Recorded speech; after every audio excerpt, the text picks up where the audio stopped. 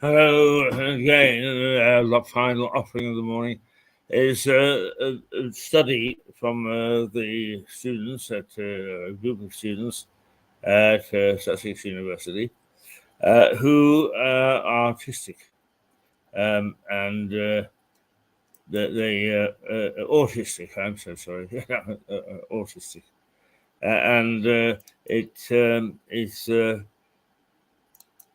A very interesting study of a very widely misunderstood area of mental health. And I think that this documentary speaks for itself. So here it is coming up, and the students are very articulate.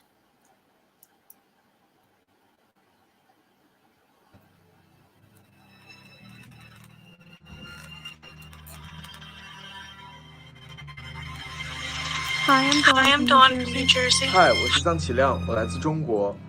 My name is Jack. I'm travelling Australia at the moment. I'm currently in Cairns. Hi, my name's Julie, and I'm from Mayfield, East Sussex. And autism to me is like snowflakes. There's not one true look or one true style. Every single person with autism is unique, special, and magical. I would say too that no person is autistic. They have autism. Just like you have 2 eyes, a nose, a mouth, and 2 ears. It's just part of you, but it doesn't define you. 对我来说，孤独症像是一种不完美，但这个世界本来就不是完美的呀。孤独症患者也只是普通人，像我一样过着平凡的人生，只是这种平凡的人生对他们来说却更加艰难。我为他们而感到骄傲。To me, having Asperger's is something that has always been in the background to some degree. And I've managed to deal with it for most of my life because I've had friends and family to,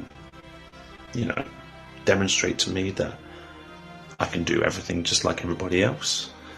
Autism to me is my son, who sees the world through a different lens and walks to the beat of his own drum. But it's also crippling anxiety and extreme demand avoidance to try and help that anxiety. It's my son working hard every single day to mask his autism, just to try and fit in with the world around him. It's wearing nothing but pants at home, because clothes are just too much for his sensory issues. It's being talked at, in depth, at great length. It's talking, but never really speaking. It's not understanding emotions, and also being unable to regulate your emotions. Autism is just autism. It's a different way of looking at the world. Autism is what makes my son the wonderful, clever, unique person he is.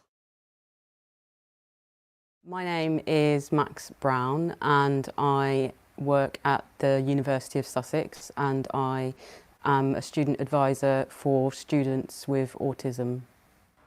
My name's Phil Rowland. I'm a teacher and I live in Uckfield.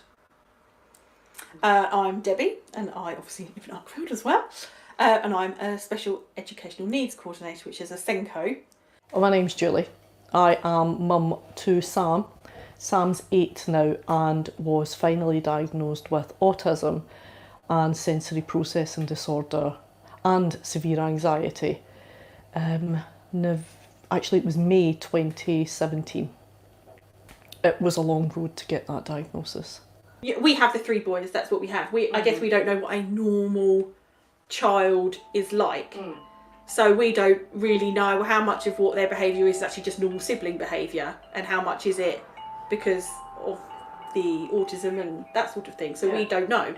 True. All 3 on the autistic spectrum, 2 with a diagnosis. Twins. They are twins, non-identical twins, but very different. To be diagnosed with autism, you fall into what's called the triad of impairments. So it's a condition that affects someone's social behaviour. So the triad of impairments affects your social communication, your understanding of social interaction, and your social imagination.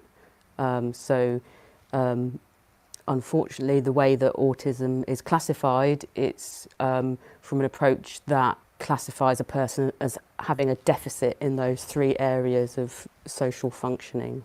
So Ewan was diagnosed first. I guess we noticed things with him earlier because his is more, I guess, behavioural. We noticed very early with him. Very physical. He was very, very physical with everything. You know, he did a lot of hitting and biting and pinching, and kind of it carried on longer than you would expect. Yeah. Lucas was, I think we began to see more and more he was isolating himself. So he wasn't playing and things like he babbled from very early age, but that babble never turned into anything. So his speech was affected. He does what's called masking it. So he goes to school, he went to preschool, and he appears to be absolutely neurotypical, when actually he's a ball of anxiety the whole time he's there.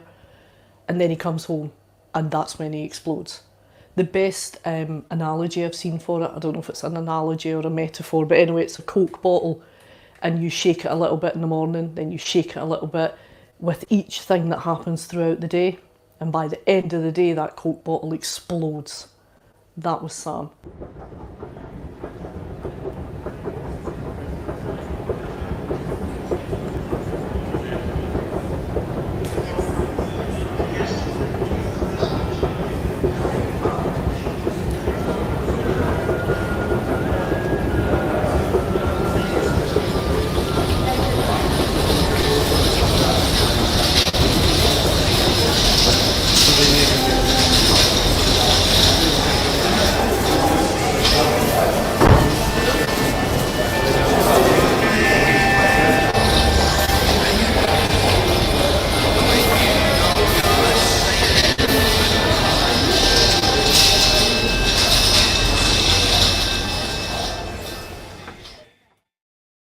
As a teacher, when I have a meeting with a parent, you know, going over the provision plan which sets out how we're going to support their child, when they hear that I have children of my own that have autism, their shoulders drop. You can hear them go, oh, you understand then. Yeah. You understand the fact that, you know, you're telling me that your child is really well behaved at school. As soon as they get home, they're fighting with their brother, they're losing it. And because they're holding it all together, and then that's because it's been so intense, and they've been really focusing on concentrating and trying to make friends and playing well and doing the work and mixing with people at playtime and eating their dinner with all the noise going around. They can get home and they go, actually, and all of that release, and you know, it's like, well, and then the parents going, well, why do they not play up for you when they play up for me? And I can understand and I can see that, and it's like, and I'll never forget that strategy of somebody saying with a Coke bottle, you know, a little shake, a little more of a shake, and this is what's happening at school. You know, why can't I go on the laptop? Because it's their safe place. Yeah, a little shake more, and then when they get home, the lid comes off. Yeah, because it's safe. Because you're going to love me anyway, even if I behave like this. So, right, well, when he was diagnosed, nothing changed. Absolutely nothing. Because you go, he gets tested, the doctor says, yes, he has autism, he has severe anxiety, and he has sensory processing disorder, and you leave. I'd never heard of sensory processing disorder. I had no idea he was anxious. I had no idea. There's nobody there tells you what to do next. So I picked the brains of people that I knew that had children with autism. I started researching it online, I bought books, and I taught myself about autism and sensory processing disorder. Autism is a developmental condition which falls on a spectrum, so it is something that affects people in different ways. It's something that could be termed differently by different people depending on what your understanding is. So it's a neurobehavioural condition which impacts people in terms of their level of functionality. So within autism there's various different levels of how it impacts people. So you have what used to be termed Asperger's syndrome, which is a distinct level of functional impairment, and then you also have what's called high functioning autism, and right up to people who have non-verbal forms of autism. You could imagine it more as a sort of circle or a dartboard, and you could fall anywhere on that. To think of it more as a circle, it has much more options for recognising that, as well as that sort of quite arbitrary level of functionality, you're going to have your own individual strengths and weaknesses, and your own individual sensory experiences, and your own individual way of experiencing autism that will be entirely different to the other 100 autistic people you could compare yourself to.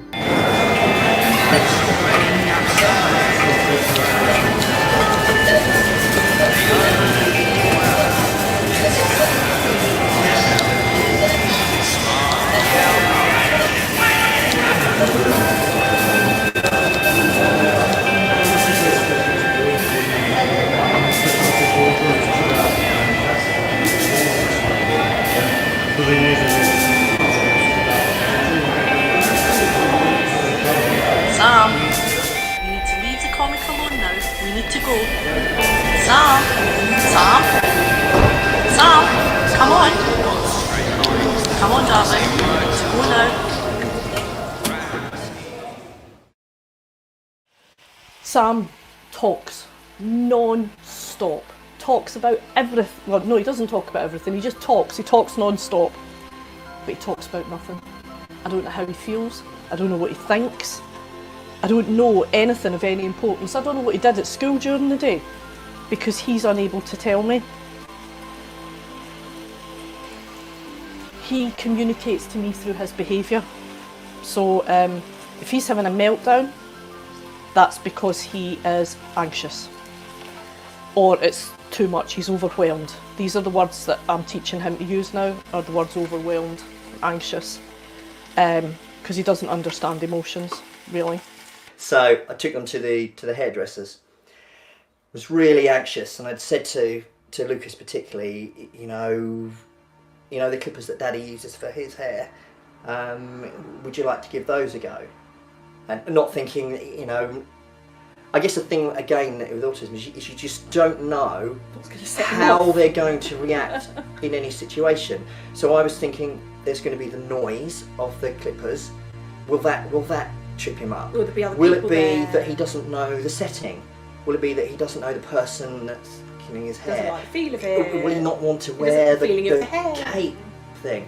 And so we went in, and I deliberately picked a hairdresser that I knew would be quiet, that would be contained, so they couldn't see out of the windows for distraction. There wasn't going to be over an amount of noise. There wasn't going to be an over amount of chairs or other people in that particular barber. So that's why I went there. And they sat down at the same time, and Ewan was very much sat there, didn't say a word, and the guy was trying to have a conversation with him. How was your holiday? I'm here to do a task. Let's just get on with it. What kind of haircut do you want? No. Can you lean your head that way? and then Lucas and I was kind of like, okay. Do you want to have a go with the buzzy noise thing? And he's like, yeah, okay, because Ewan is, which was great. I mean, they are fantastic support for each other. So he had a go, and I'm stood there behind going, really good, and he kept itching his nose. And it was getting frustrating for the lady that was doing his hair. And I could see that she was like, would you like another itch? Being sarcastic to him, and I'm thinking, that's not what he needs here. I wasn't there. Good job that was you and not me. So I'm going to him, right, let's do a challenge. Can we keep our hands, see how long we can keep our hands on our knees for?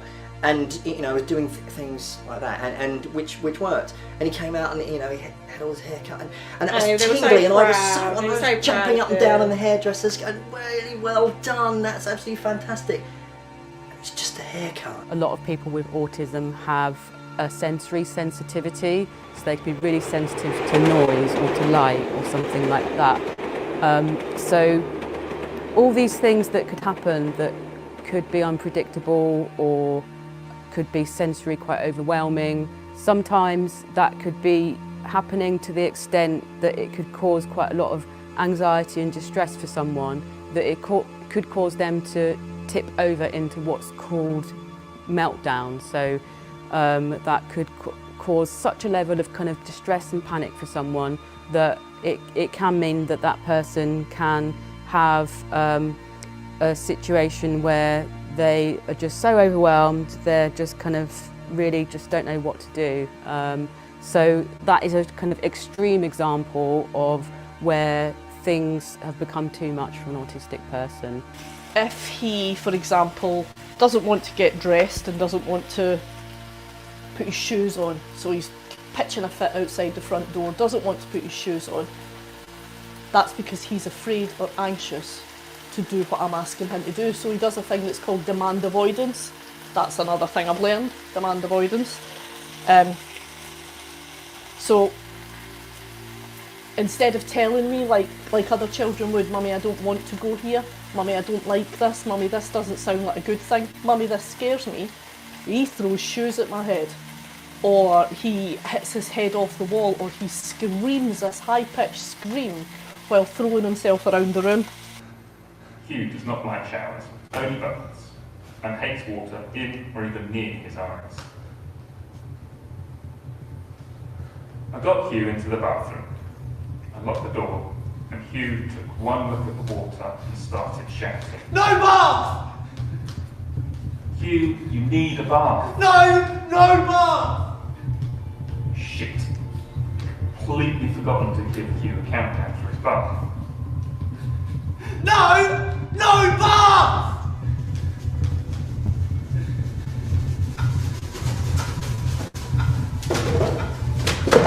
Hugh went crazy, crawling, kicking, hitting and screaming. Oh God, screaming at that pitch. Oh, my head. I tried to pick Hugh up and take him away from the bath.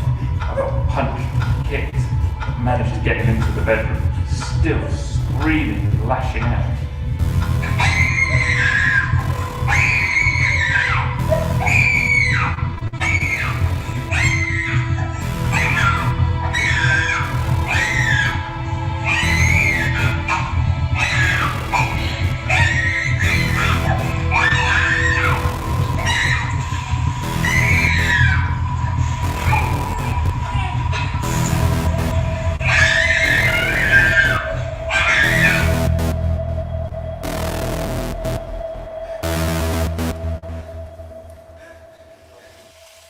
Oh my God! When Sam was 2, that's when I first noticed there was something different about him. Because we would have horrendous meltdowns in shopping centres.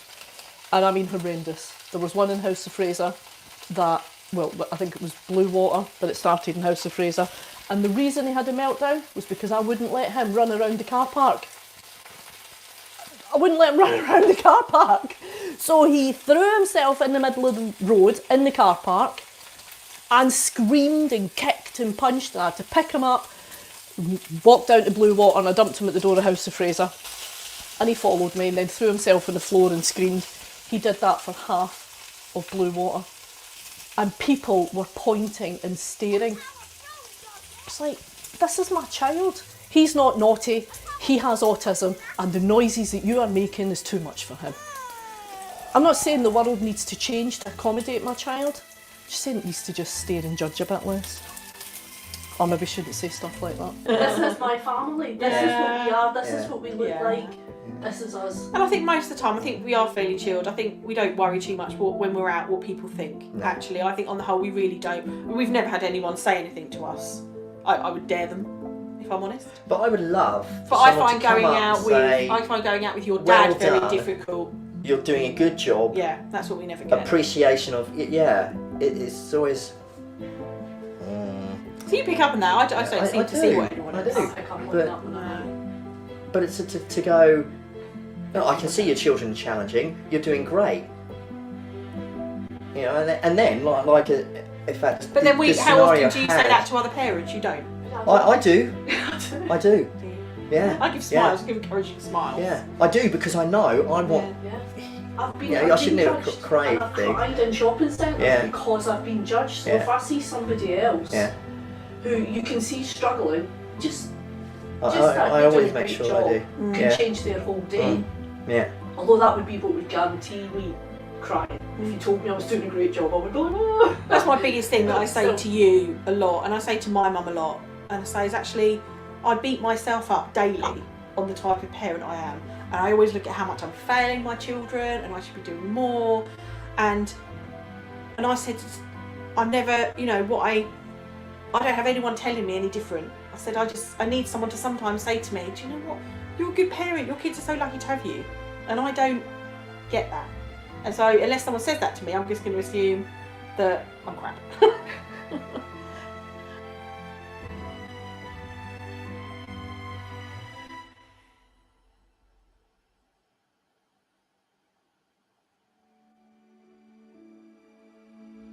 I think the positive points on autism is that it's made probably my love for my children greater because I'm so proud of a lot more things than I think that they achieve every day than I would be if the children were normal.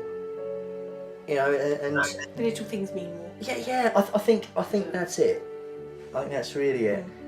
And I think having their special, unique quirks, their unique obsessions, their unique way of doing it makes them who they are, which then makes them just lovable, every one of them in their own way, and you know, just makes you immensely proud to be their parent.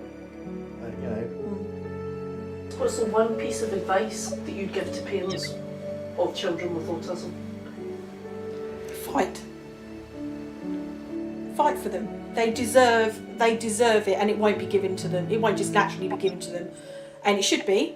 Any child with a special need, you know, they're the children that shouldn't have to fight. You will have to fight, and fight for your child because it will get you what they need, and they deserve to be fought for. And just accept them for who they are. Don't try and change them. You know, and anyone that wants you to change them, tell them where to go. Stick your fingers up. And the hardest thing, time. Thank you. Give them your time. Interact with them. It's hard when you're tired. It's hard when you can see that, oh, I've got loads of work that I need to do tonight, but I'm going to do that bedtime routine. I'm going to read to them.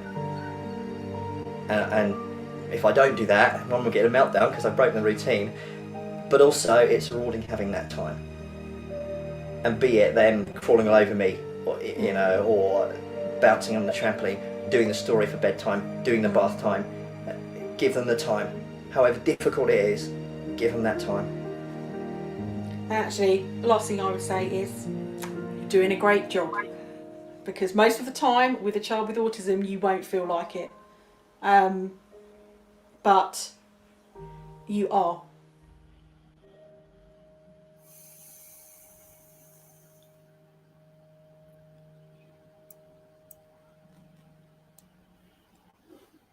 Pretty powerful stuff. Pretty powerful stuff. And there is nothing like people who suffer from things articulating it. Yes, I'm much more eloquent about Parkinson's than I am about anything else because I suffer from it. And I'm able sometimes to, because I'm a very positive thinking person, I try hard not to let it affect me. But some people who know me know how far they can take me. It's one of the things at the moment is it is a degenerative disease, and I slowly get worse. Nothing I can do about it. I can't stop it. I slowly get worse. from being a fairly sprightly guy who could always rush to catch a bus, I now shuffle. And I said to somebody the other day, I said, that's really what upsets me is I shuffle like an old man. And they looked at me and said, for God's sake, you are an old man. No sensitivity at all. Is call the shots the way that they are. But the trouble is, in some ways, that we tend to fight it quietly, get on with it, and not, as people with Asperger's, autism,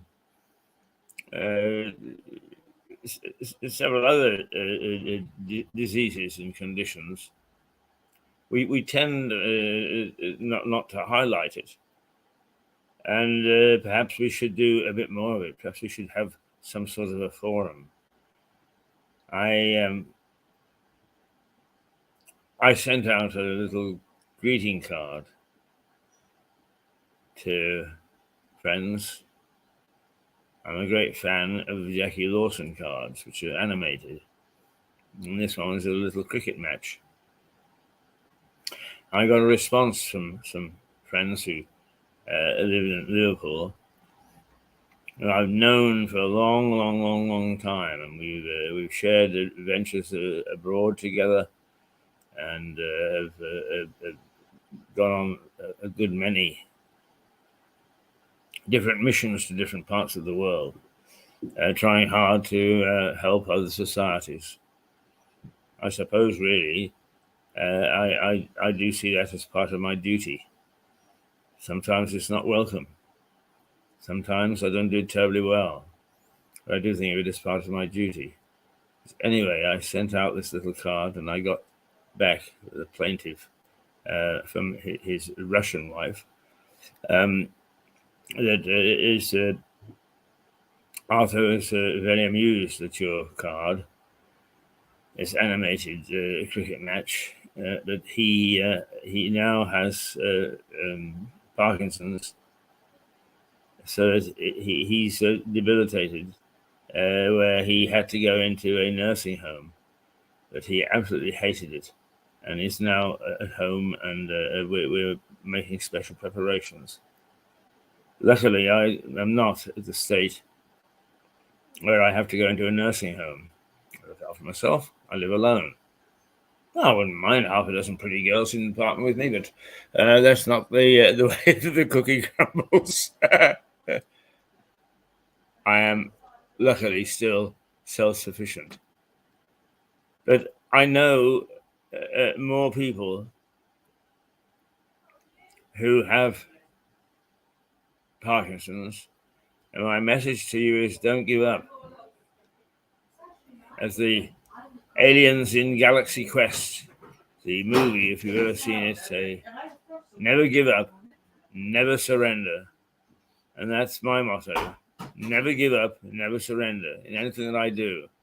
I just get my teeth into the thing and I stay with it. But somehow we always seem to find out by accident that colleagues and friends who've got Parkinson's, and there are more that you can shake a stick at. Why? There seems to be a sense of shame about Parkinson's. Some very famous people, Michael J. Fox, Neil Diamond, the Vegan, well, actually, some very famous people from the past is Billy Graham and Muhammad Ali, of course. And in many instances, they have all a bit like being gay, as they've come out. They eventually admit that they've got it, and they hide it for a good many years. I don't know why. I've never hid it. I haven't trumpeted it, but I haven't hid it. I've always accepted that I've got it, and that's it. I don't ask for any favors from anybody. I get on and try to handle it as best I can. But then I'm not trying to suggest that I'm a hero. Far from it. There are times when I can get peed off with it and then lose my rag. Of course. But I've never been ashamed that I've had it. And I think that I got a message to people, not only with Parkinson's, but other neurological conditions. Don't hide it. Don't let the world know that you've got it. And here we are. Hello, Lena. Hello. How are you, darling? Yeah, good morning. Oh, some Good more morning. bickies. Lena looks after me. She does two things. She gives me breakfast and tries to find me a wife. You not need wife. You have plenty ladies. Well, I won't say, lucky. but Princess, she doing a very good job. She every time with charity. Yeah? She is, isn't she? She's Lena's lovely. talking about the front page of, I think it's the Express, is it? Yes, the Express, which shows a picture of Kate, the Princess of Wales, and her new focus on children. And it's very nice, isn't it? I think she's a worthy princess, and since she was sort of considered to be a commoner, she's fitted in extremely well with the royal family and does a terrific job. She's lovely. And you see, I've been raging on about duty. You know, all these people that are on strike, they don't have any sense of duty. It's only me, because they're making outrageous demands, which can't possibly fulfill. What exactly what Lena like? If Lena friend in England, if Lena friend in England, Lena she like money for working with charity with poor people money, because I am working before with charity. No, is no money go for people. I like money go for people for England. Yeah. Yes. Yeah, I mean Russia have money, England have money. It's lovely. Yes. Well, both you and your We'll see you later. Yeah. yes, you will. You and your husband both have a sense of duty, and that's what I like about you. And what happens is I go and have a drink once a week after the show with Lena and her husband John, who are great people, lovely people. And you're quite right. I've got a lot of women, including you, looking after me. Exactly. You like.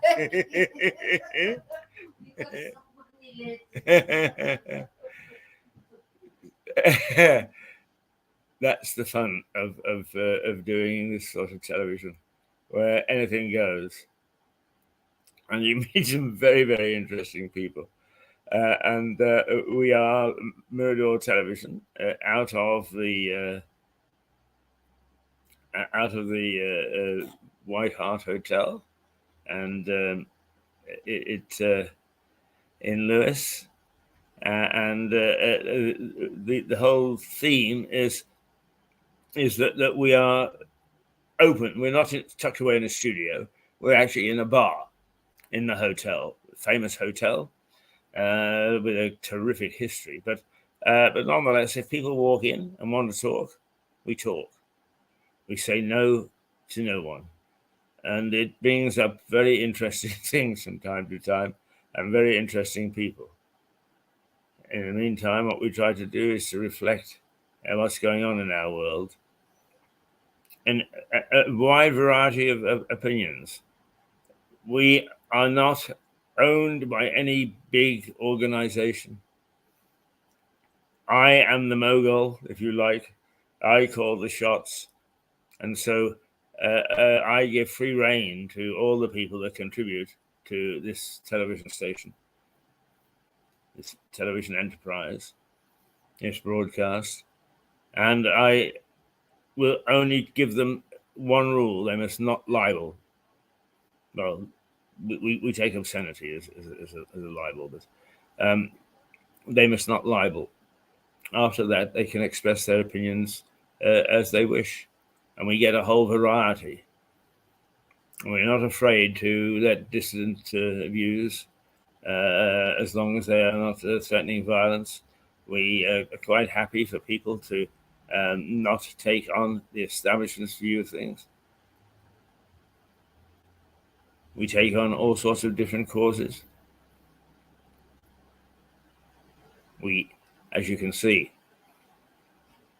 try to support those people with a sense of duty who try hard to help those, and I say those, and I'm not even including myself in this, who are ill with a condition.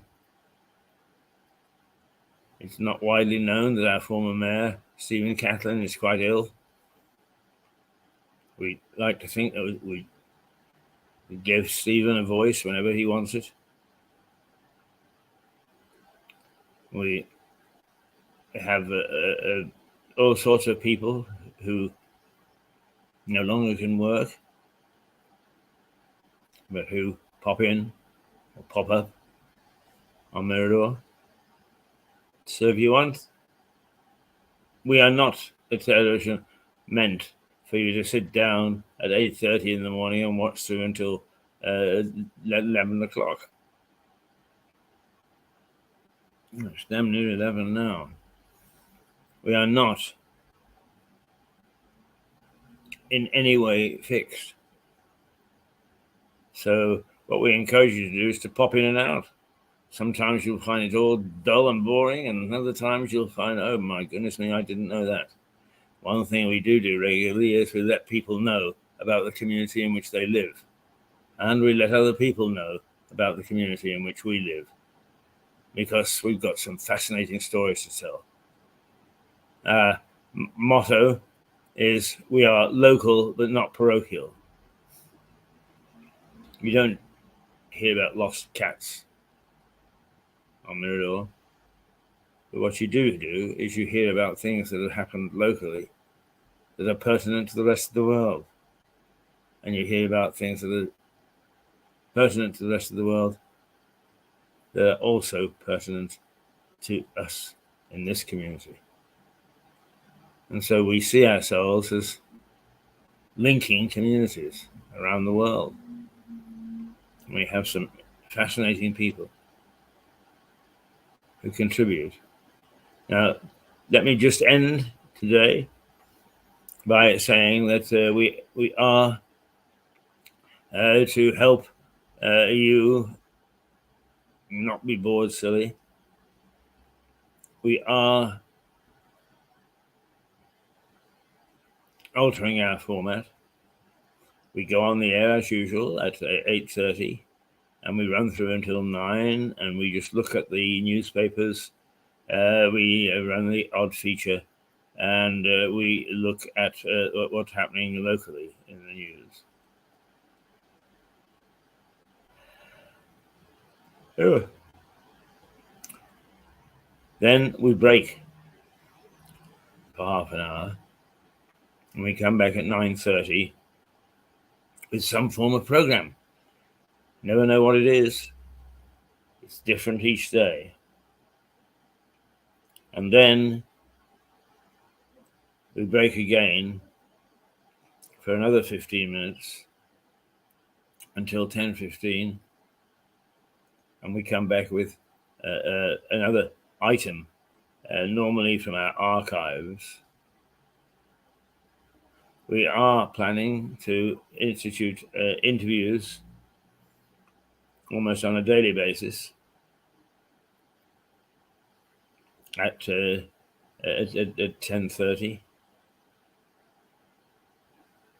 and we have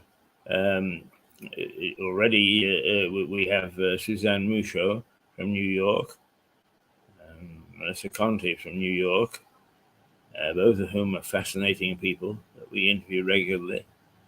We are trying to slot in Jane Watkins from Hastings. We have Liza Page, who very much is into the alternative view. And we hope that we have one or two more that we are going to add on either around the country or around the world. Because everybody has something to say of value, something to say that's worth listening to. Whatever else, I try hard to instill in those people that appear here with a sense of duty. And it is a sense of duty here. They don't get fat fees the way they do if they appear on the BBC. They come here because they believe in community broadcasting. They believe in small-scale television. But mostly they believe that they've got a message to tell which will help and enrich our community and our society. So that's what we're all about. We're mightily ignored by local politics.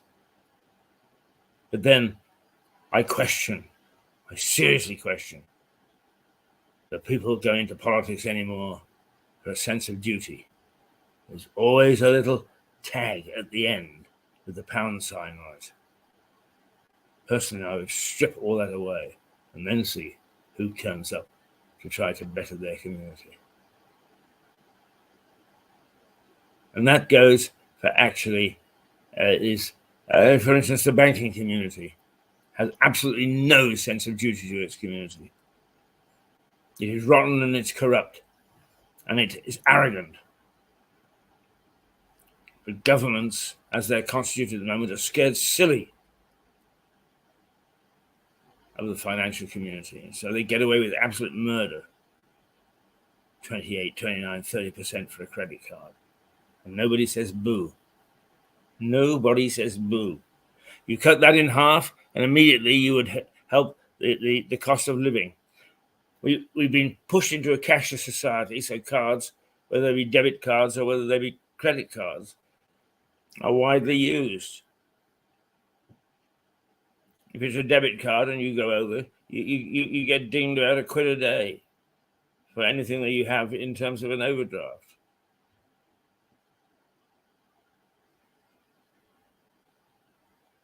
If you have a credit card, you get charged 28 to 30% in the main, by most of them, for the privilege of using their money. It's iniquitous. But does anybody do anything about it? No. This doesn't stop me from shouting the odds and from suggesting that actually, when everybody gets a so-called activism for the things that are wrong in our society, they look in the wrong direction. It's 11 o'clock. I've got to go. Been great being with you this morning. I'll be with you again tomorrow morning. I look forward to having you with me. Until then, what shall we do with a drunken sailor? What we'll do is we will say toodle toodle pip. Thanks for being with us. Thanks for supporting Mirador Television. Oh, we are quirky. We are really quirky. We're nice quirky. Cheerio.